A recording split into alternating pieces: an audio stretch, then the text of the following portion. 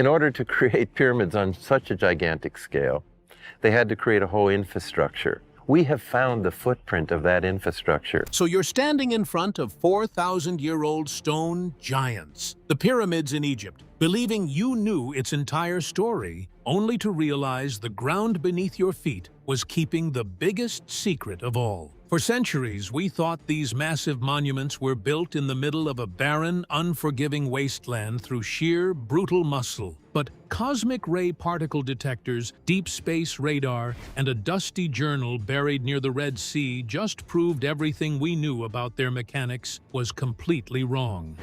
The missing engine, how a lost river unlocked the desert. For thousands of years, the world stared at the Giza plateau and asked the exact same question. How? How do you move 2.3 million stone blocks, some weighing as much as a fully loaded city bus, across miles of burning, shifting desert sand?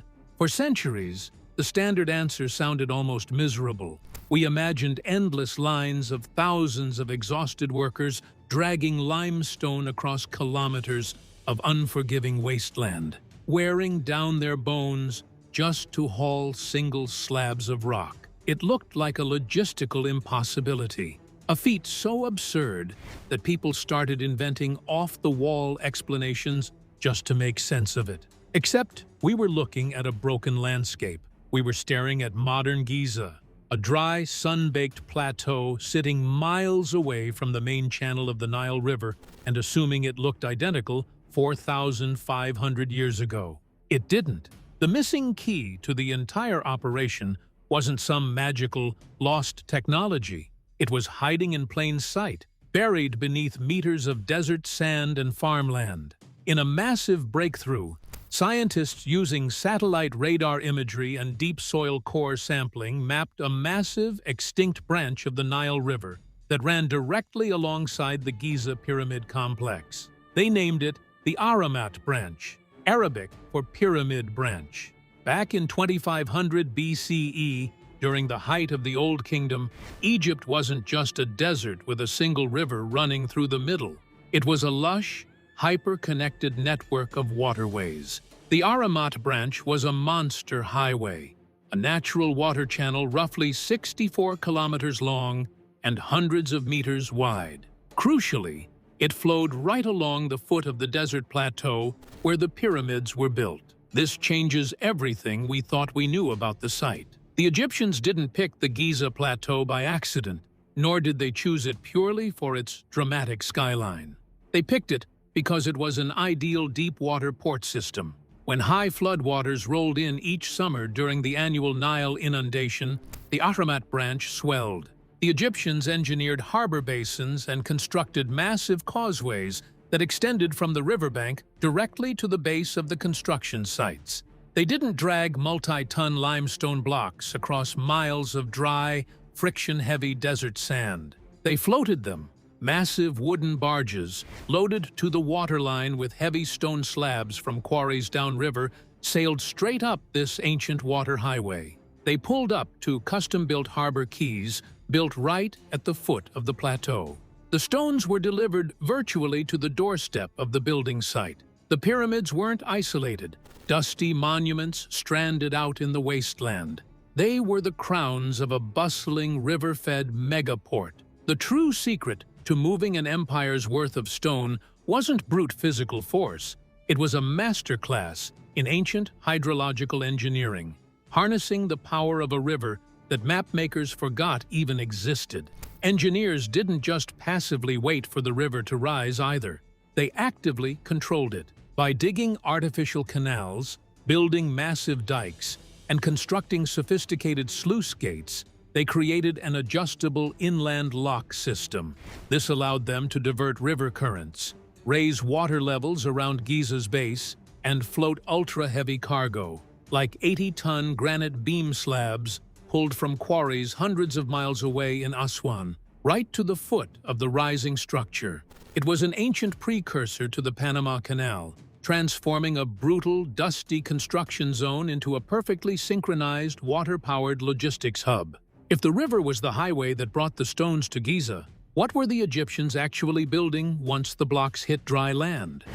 Cosmic ray reveal: the hidden machines inside the stone. If solving the river highway fixed the puzzle of how materials reached the plateau, what happened once those multi-ton blocks were stacked sky-high? For generations, mainstream belief held that the interior of the Great Pyramid was a simple, solid mass of rock, broken up by just three known chambers: the subterranean chamber, the Queen's chamber, and the King's chamber. It was viewed as a massive, solid pile of 2.3 million stones. Then, particle physics entered the chat. Enter the Scan Pyramids Project, an international collaboration of physicists, engineers, and archaeologists. Instead of using hammers, drills, or destructive tools, they turned to deep space. They set up advanced detectors inside and around the Great Pyramid to track muons, ultra-high-energy subatomic particles produced when cosmic rays collide with the Earth's upper atmosphere. Think of muon radiography as a cosmic X-ray for stone. Muons pass effortlessly through air, but solid limestone slows them down and absorbs them. By measuring the density of particles passing through the pyramid from every angle over months, physicists could map the solid interior with pinpoint accuracy. What they found shattered the long-held belief that the pyramid was just a solid stack of rocks. Deep inside the structure, directly above the iconic Grand Gallery, the muon detectors picked up a massive anomaly: a vast, previously unknown void at least 98 feet, 30 meters, long. Shortly after, another scan revealed a second hidden structure, a 30-foot-long vaulted corridor hidden right behind the famous chevron entrance on the pyramid's north face. This wasn't some fantasy hidden treasure vault, it was something far more impressive. A masterpiece of architectural structural engineering. Building a 481-foot-tall stone structure creates an immense, terrifying problem: weight distribution. As you stack millions of tons of limestone, the downward gravitational pressure on the lower chambers is unimaginable. Without clever engineering, the ceiling of the King's Chamber or the Grand Gallery would have been crushed into powder under the sheer mass of the rock above it. The newly discovered voids and internal corridors weren't built as hidden rooms, they were critical stress-relieving mechanisms. The Egyptians built these massive internal hollows and angled chevron roofs to redirect millions of tons of crushing downward weight outward and away from the hollow chambers below. They engineered giant internal archways and weight-deflecting air pockets that redistributed structural forces throughout the core of the monument. The interior of the Great Pyramid isn't just a blocky stack of raw stone, it's an intricately calibrated, shock-absorbing structural machine. Every void, every angled ceiling, and every corridor was calculated to hold up a mountain without caving in on itself. By using cosmic particles to peer through solid rock, we finally unlocked how ancient architects solved the physics of extreme weight, proving that what was kept secret inside the stones was a genius lesson in structural survival. Beyond weight redirection, these engineered voids solved another massive structural threat: earthquakes. The Giza Plateau sits near active fault lines, and a rigid, completely solid mass of stone that size would have cracked and collapsed under the intense shear forces of seismic waves. By weaving strategically placed empty spaces and flexible joints into the internal architecture, the builders essentially gave the Great Pyramid a built-in shock absorption system. These internal voids allowed the massive structure to flex slightly during tremors without shattering its core, allowing it to withstand 4.5 millennia of earthquakes, completely unscathed. Mapping internal voids with space rays proves the complexity of the architecture. But who were the actual people moving these 2.5-ton blocks day in and day out? The Inspector's Log, the 4,600-year-old journal that changed history.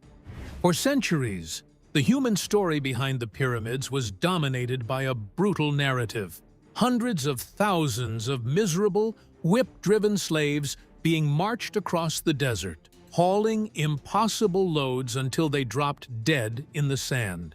It made for great cinema, but as a historical model, it made zero engineering sense. You don't build a monument of razor-sharp, millimeter-level mathematical precision with an unmotivated, starved, and rebellious slave force. The real story was buried in a limestone cave near the Red Sea, and it changed ancient history overnight. In 2013, archaeologists excavating an ancient Egyptian harbor at Wadi al-Jarf stumbled upon a massive cache of papyrus scrolls.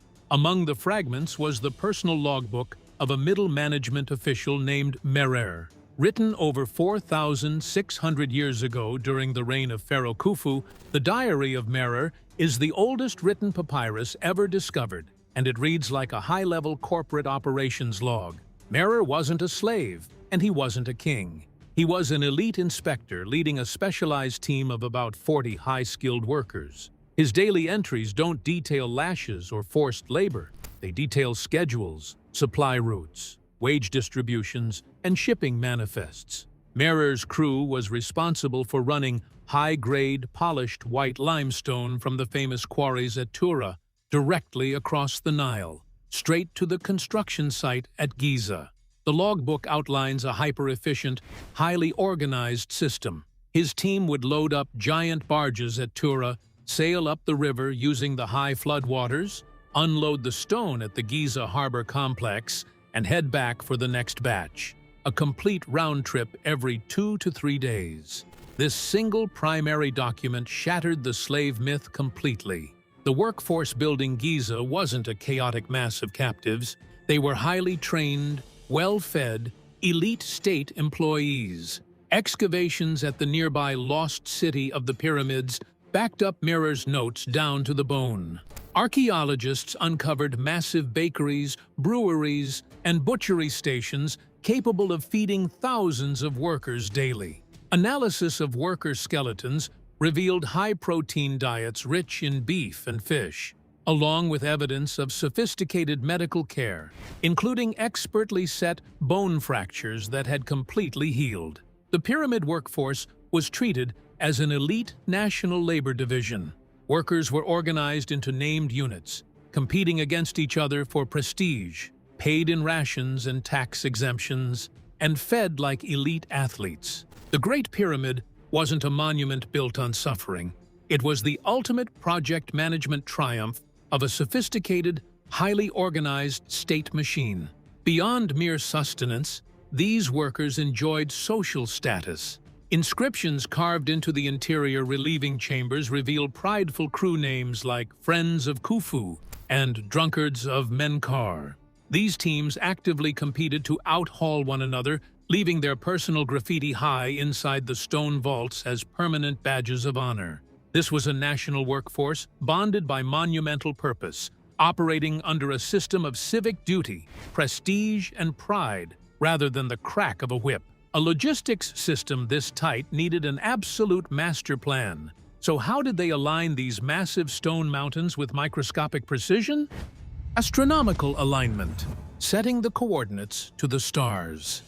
When you stand at the base of the Great Pyramid, you aren't just looking at a mountain of stone, you are looking at the most accurately aligned structure on Earth.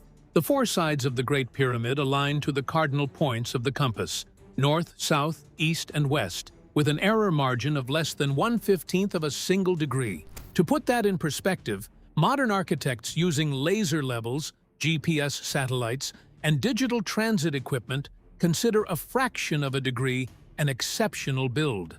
The Egyptians pulled off this level of geometric perfection 4,500 years before magnetic compasses were even invented. So how did they lock into the true north with such terrifying precision? They didn't use a compass, because magnetic north constantly drifts.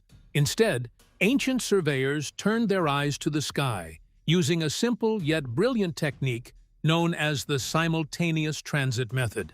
Because of the Earth's axial precession, Polaris was not the North Star 4,500 years ago. Instead, Egyptian astronomers tracked two specific stars, Thuban in the constellation Draco, or Kochab, and Mizar in the Big and Little Dippers. They constructed a flat, artificial horizon using an elevated circular wall made of mud brick. A surveyor sat in the center of this enclosure, watching the night sky through a specialized sighting tool called a merkhet, a notched palm rib paired with a plumb line.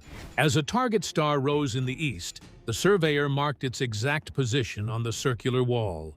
Hours later, as the same star set in the west, they marked that point as well. By using a plumb bob to drop lines down to the ground and bisecting the exact angle between the rising and setting points, they found a line that pointed directly to true geographic north. They didn't stop there. To transfer this sky map down onto the bedrock, they leveled the entire 13-acre footprint of the pyramid base using water. They dug a grid of shallow channels across the site, flooded them, marked the water level, and then drained them, chiseled down the high spots until the entire foundation was dead level within less than an inch across hundreds of yards. Aligning the monument wasn't just a stylistic choice or an exercise in cosmic obsession. In Egyptian engineering, directional alignment was structural insurance. If the four corners of a 13-acre base are off by even a tiny fraction of a degree at the ground level, the four rising faces will twist as they climb, causing the entire peak to misalign or structurally collapse long before reaching 480 feet. By locking the base into the absolute axis of the Earth itself, they guaranteed that every single layer of stone stacked above it would distribute its load with flawless mathematical symmetry. Aligning the base to the stars was one thing, but how do you quarry, shape, and lift 2.3 million stones without modern steel? Stone, copper, and fire. The metallurgy and tooling revolution. Before you can stack 2 million massive blocks, you have to cut them out of solid bedrock. This is where most people hit a mental wall. How did a civilization working thousands of years before the Iron Age cut, shape, and hollow out ultra-hard granite without high-carbon steel, explosives, or power tools? The answer comes down to leveraging basic physics, abrasive chemistry, and sheer material intelligence. The core mass of the pyramids consists of soft yellow limestone quarried directly on the Giza plateau. Soft stone was easy enough to carve using heavy copper chisels, wooden mallets, and flint blades. But when it came to the casing stones, ultra-pure, blindingly white limestone from Tura, and the massive internal chambers made of solid red granite from Aswan, copper alone was useless. Pure copper is a soft metal. Slamming a copper chisel against granite just bends the chisel. To overcome this, Egyptian stonemasons didn't rely on the hardness of the metal. They used the metal merely as a carrier for an abrasive slurry. For cutting massive granite blocks, workers used long, double-handed copper saws paired with quartz sand. As laborers pulled the toothless copper blade back and forth across the rock, water and coarse quartz sand were poured into the groove. Quartz has a Mohs hardness of 7, while granite sits between 6 and 7. The soft copper blade pushed the hard quartz grains into the granite, grinding and microscopic fracturing the stone under heavy pressure. The copper didn't cut the rock, the quartz sand did. The blade was just the engine driving the abrasive friction. For shaping and polishing, masons turned to dolerite, a dark, dense, igneous rock, even harder than granite. Archaeologists found thousands of football-sized dolerite hammerstones littered around ancient quarry sites. Workers swung these heavy stone balls repeatedly against granite faces, shattering brittle minerals on impact and slowly pounding raw rock into flat, precise surfaces. To split giant monoliths cleanly from quarry walls, they harnessed the physical expansion of organic materials. Workers chiseled a line of precise slots along the rock's natural fault lines, jammed dry wooden wedges tightly into the slots, and soaked them with water. As the wood absorbed the liquid, it expanded with incredible force, exerting thousands of pounds of pressure per square inch until the solid rock split along a straight, clean crack. Once cut, the stone faces were finished using copper adzes and rubbed smooth with finer sandstones and mud pastes. The result was surface tolerances so tight that you couldn't slide a single sheet of paper or a thin razor blade between the multi-ton casing blocks. They didn't need steel lasers or modern power tools. They achieved sub-millimeter precision through a masterclass in friction, mineral hardness, and material physics. The raw tools explain how they cut the rock, but how did they transport those multi-ton slabs across miles of harsh terrain? Friction, the wet sand breakthrough. Once you've quarried and shaped millions of multi-ton limestone and granite blocks, you hit a massive kinetic hurdle. How do you drag a 5-ton block of stone across miles of soft, shifting desert sand without sinking directly into the ground? For decades, historians assumed this required immense teams of thousands of men straining against ropes, losing huge amounts of kinetic energy to sheer friction. Sliding a heavy wooden sled over dry sand creates a massive drag coefficient. The sand bulges up directly in front of the sled's runners, creating a mini-dune that acts like a solid wall, locking the sled in place. The secret to solving this mechanical nightmare wasn't a complex machine, it was a bucket of water. In 2014, physicists at the University of Amsterdam tested the sliding mechanics of ancient Egyptian wooden sleds over desert terrain.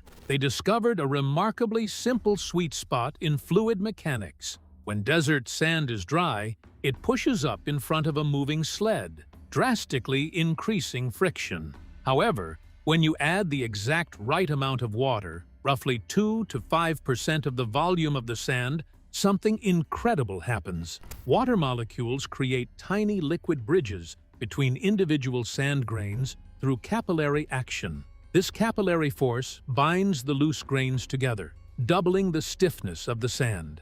Instead of slipping, sliding, and piling up into obstructive mounds, the wet sand becomes as smooth and firm as asphalt. By applying this precise ratio of water, the drag friction of a heavy sled drops by roughly 50%.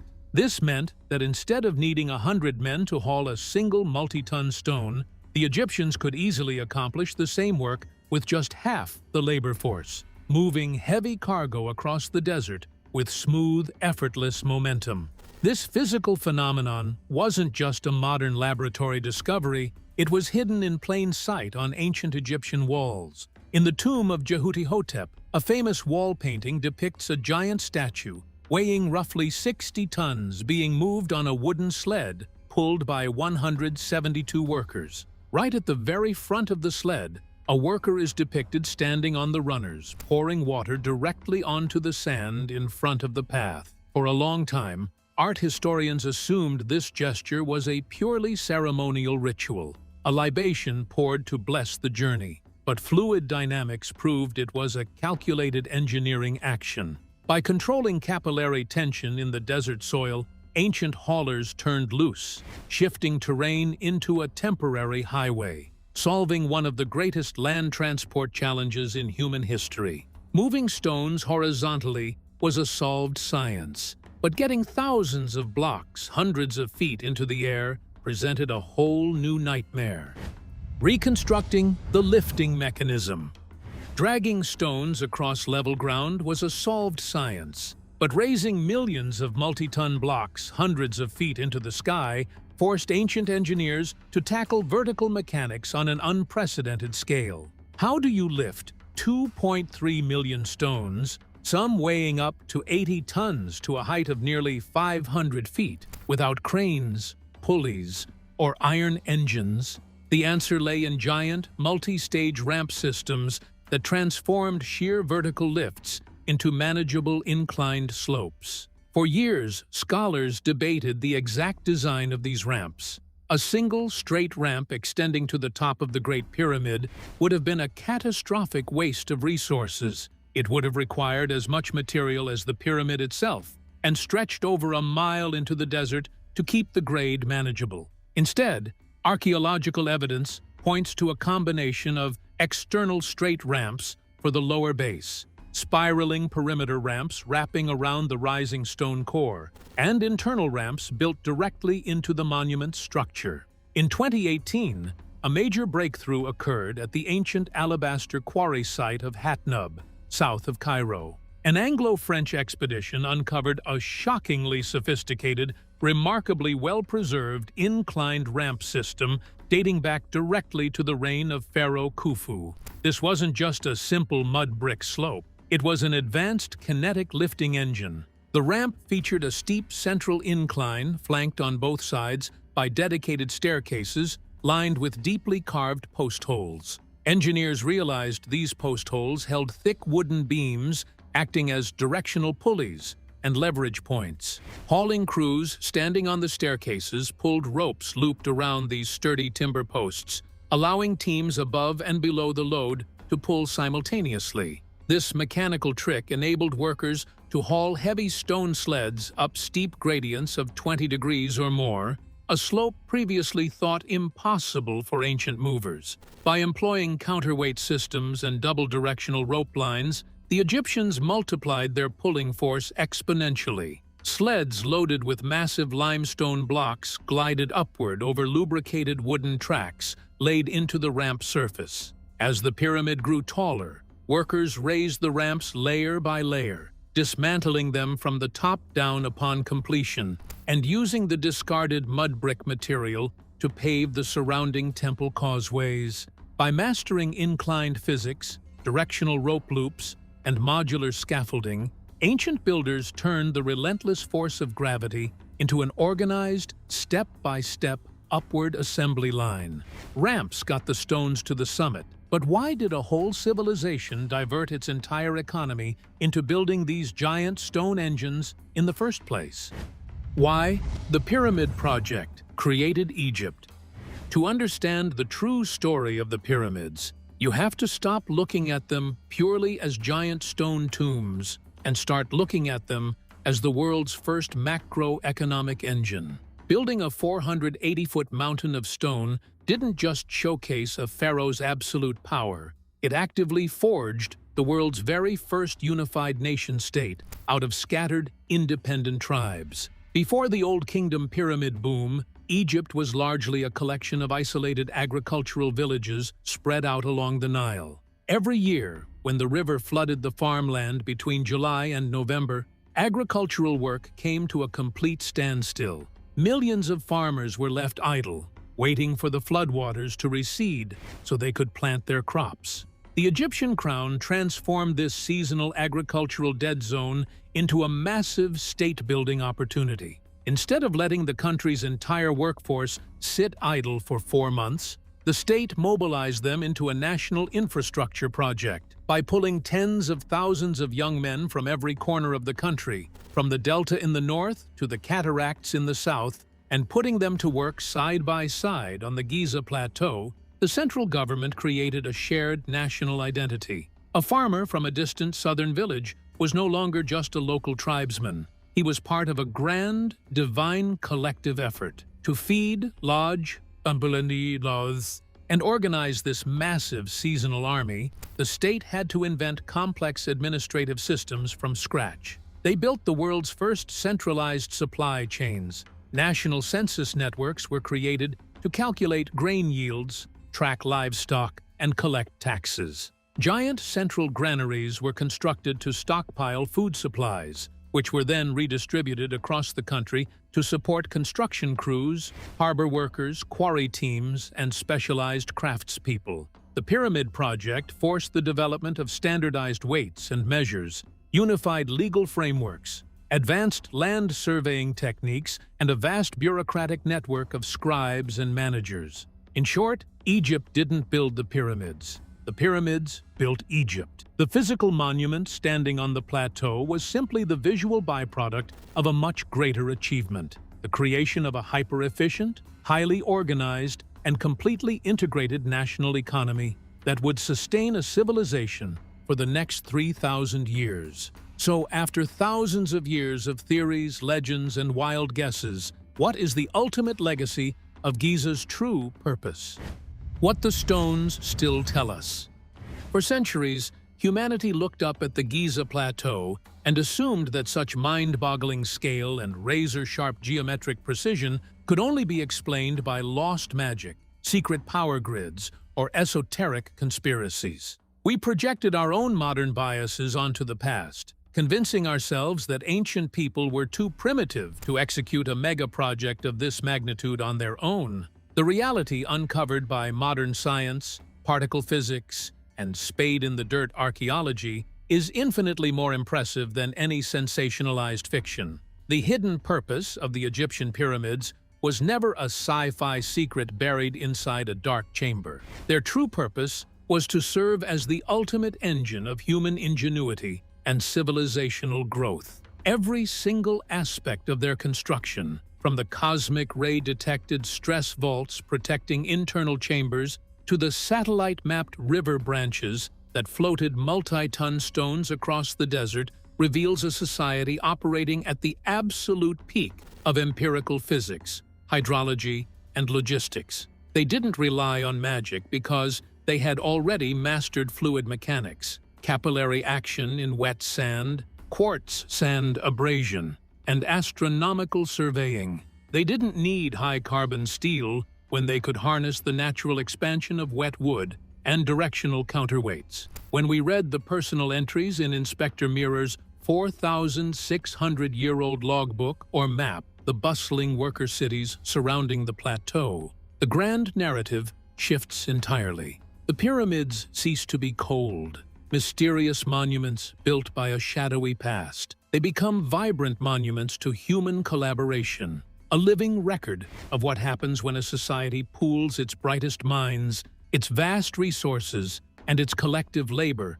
toward an impossible goal. The Great Pyramid remains standing today not because of alien intervention, but because its builders understood the fundamental laws of our planet so deeply that their work could withstand 4.5 millennia of earthquakes, shifting sands, and human history. The true story of Giza was hidden in plain sight all along.